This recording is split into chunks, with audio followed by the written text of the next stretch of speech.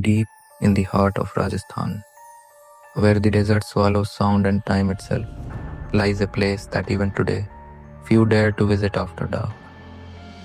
A village frozen in silence, forgotten by history and haunted by memory. They call it Kuldhara. Once alive with laughter, music, and light, now nothing but ruins and whispers. What happened here? Why did thousands of villagers vanish overnight? Tonight, we open the gates to the village that vanished.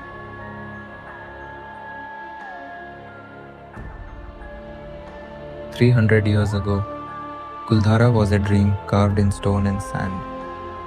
The Paliwal Brahmins, wise, skilled, and proud, turned this desert into an oasis of life.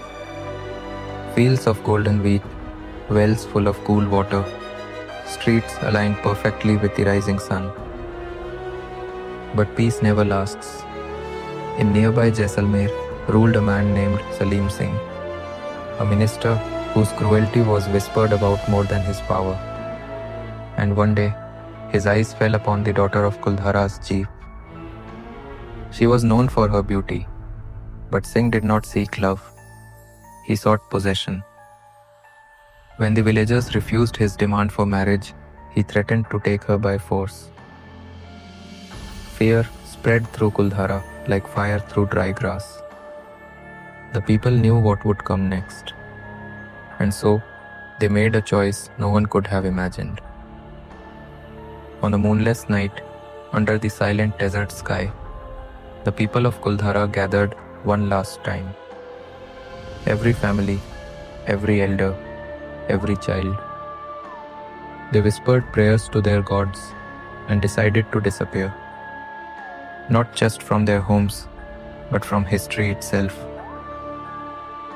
Before dawn, they packed what they could, left food on the stoves, water in the pots, doors unlocked, as if they'd return in the morning.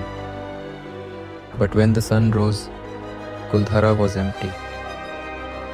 85 families, gone without a single sound. No struggle, no blood, no footprints. Only silence. Before leaving, they spoke one last curse.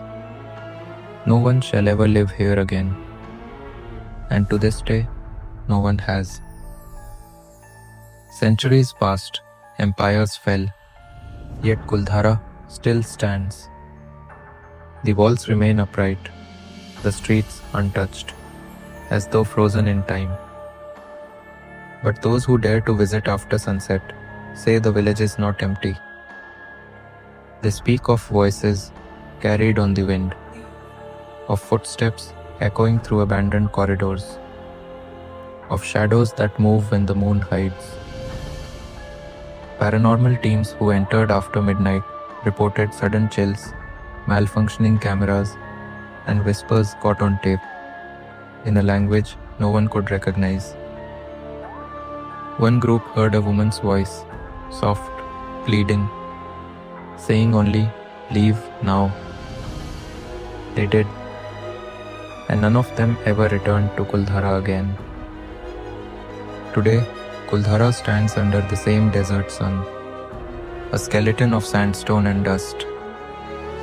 Tourists wander its empty streets by day, touching the walls that still hold centuries of silence. But as night approaches, the air thickens, the temperature drops.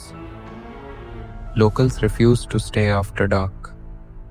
They say the curse still breathes, and the spirits still guard their secret. Some believe the villagers' souls remain trapped beneath the sand, forever reliving that night of escape.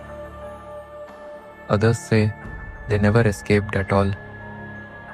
Maybe they were swallowed by the desert itself. Historians have tried to explain the mystery. Some blame drought. Others point to cruel taxes or war. But none can explain how 1,000 people vanished without a single trace. In 2010, archaeologists unearthed household items, pots, ornaments, scrolls, all left perfectly in place. No sign of panic, no sign of flight, as if life simply stopped. Maybe it wasn't abandonment, maybe it was something else, something that took them, and whatever it was, never left. If you ever stand in the heart of Kuldhara, listen carefully. You might hear the wind whisper names long forgotten. You might feel someone watching from behind crumbling walls. At dusk, shadows stretch across the sand, and sometimes people swear they see a figure standing at the gate. Is it the chief watching over his people, or something older waiting for new visitors to claim? The desert remembers, Kuldhara remembers, and some mysteries were never meant to be solved. This is the village that vanished.